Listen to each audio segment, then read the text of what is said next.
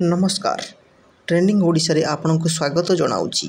श्री जगन्नाथ रथयात्रा पथक ओह्लैबी दारुधिय रविवार विश्व प्रसिद्ध घोषयात्रा पुरी रे आयोजित हेबो। एही दिन आषाढ़ शुक्ल द्वितीया तिथि रे दारुदिह श्रीमंदिर रत्नवेदी छाड़ी बड़दाण्ड को ओह्लाई श्रीगुंडीचा मंदिर को जिबे।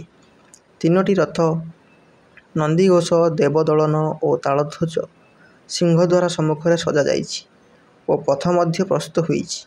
असंख्य भक्त এই घोषयात्रा दर्शन पाई आसिबे। शनिवार प्रतिपदा तिथि रे आज्ञामाला विजय पर रथ को टाणीबा आरंभ होइथिला।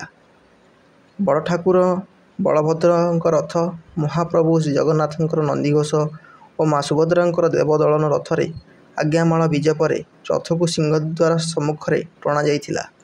पुलिस और श्रीमंदिर प्रशासन पक्षरु समस्त प्रस्तुति शेष पर्यायर पहुंची।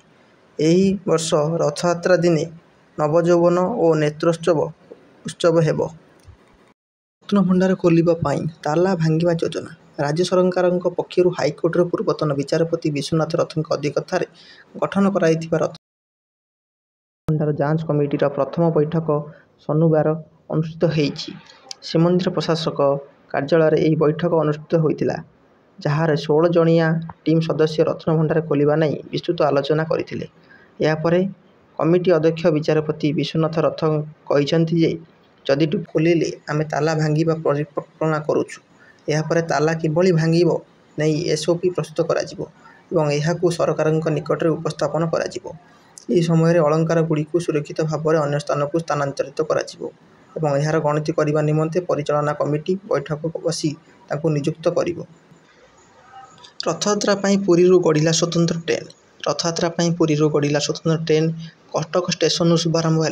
विश्व प्रसिद्ध रथयात्रा पाई ईस्ट कोस्ट रेलवे पक्षरु शनिवार कटक रेल स्टेशन ठारे पुरी को स्वतंत्र ट्रेन व्यवहार शुभारंभ होइछि। ईस्ट कोस्ट रेलवे पक्षरु 315 स्वतंत्र ट्रेन व्यवस्था करा जाइछि। शनिवार सकाळ 9टा रे कटक देई प्रथम स्वतंत्र ट्रेन पुरी अभिमुखे यात्रा करिथिला।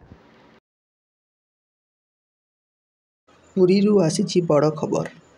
उपस्थित अछंती राष्ट्रपति, उपस्थित अछंती मुख्यमंत्री श्रीयुक्त मोहन चरण माझी, पूर्वतन मुख्यमंत्री श्रीयुक्त नवीन पट्टनायक, दुई उपमुख्यमंत्री उपस्थित अछंती और समस्त भक्त माने मिसी प्रभु को आगे नहीं जाउछंती।